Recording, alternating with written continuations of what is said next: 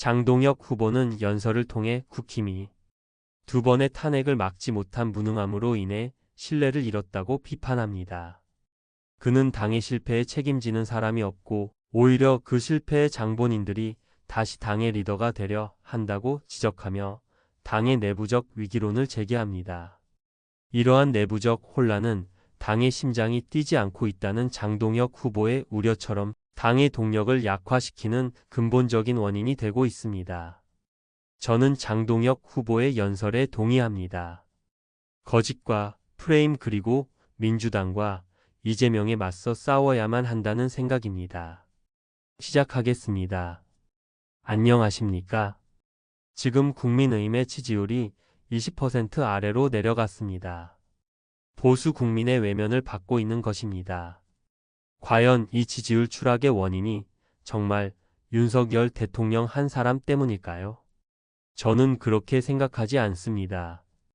윤 대통령의 계엄 선포 당시 지지율은 박살이 났었지만 이후 민주당의 무리한 탄핵 시도에 맞서는 모습을 보며 지지율은 다시 회복세로 돌아섰고 민주당의 지지율과 동등해졌던 것으로 기억합니다.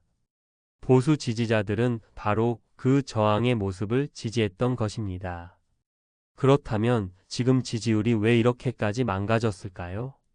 그것은 바로 국민의힘 의원들의 나약하고 이기적인 태도 때문이라고 생각합니다. 자신의 권력만을 유지하면 된다는 생각에 민주당과 이재명에게 늘 고개 숙이고 사죄만 하는 모습? 어느 누가 이런 정당을 좋아하고 지지하겠습니까? 김문수 후보가 대통령 후보가 될 수 있었던 것도 모든 국민의힘 의원들이 사죄할 때 홀로 그렇지 않았기 때문입니다. 보수 지지자들은 윤 대통령이 계엄이라는 무리수를 두었지만 탄핵에 저항하는 모습을 보고 지지를 보냈던 것입니다. 그런데 이제 민주당이 다수당이 되고 이재명 대통령까지 당선되자 무소불위의 권력 앞에 모두 무릎을 꿇은 모습이라니 정말 참담하기 그지없습니다.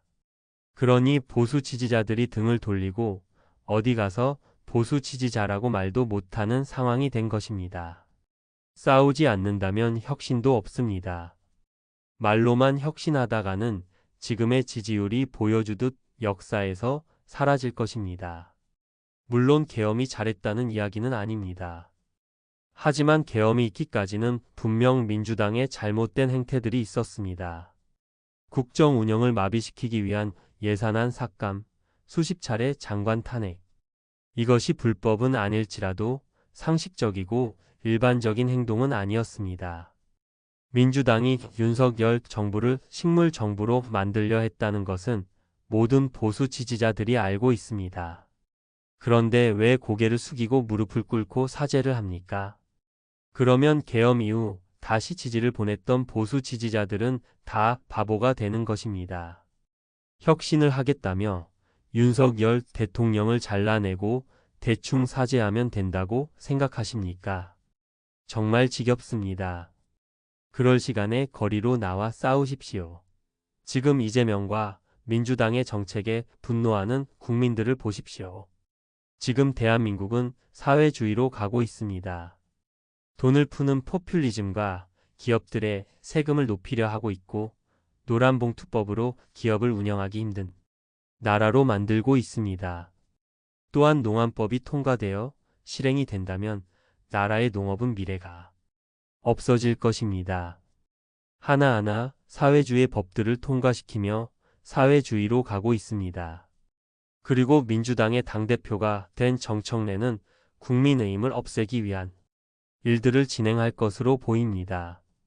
국민의힘을 내란 공조세력으로 만들어 당을 해산시키려 할 것으로 보입니다.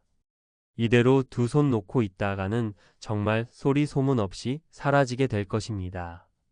민주당과 이재명에 맞서 싸워서 이 나라를 구하는 것이 먼저입니다. 민주당처럼 자신이 죽더라도 싸울 수 있는 의원들이 없다면 국민의힘은 이대로 역사에서 사라지게 될 것입니다. 마지막으로 강조합니다. 무릎 꿇고 사죄할 때가 아닙니다. 지금 벌어지고 있는 민주당과 이재명의 문제들을 파악하고 맞서 싸우십시오. 여러분은 이 문제에 대해 어떻게 생각하시나요? 댓글로 여러분의 의견을 남겨주세요.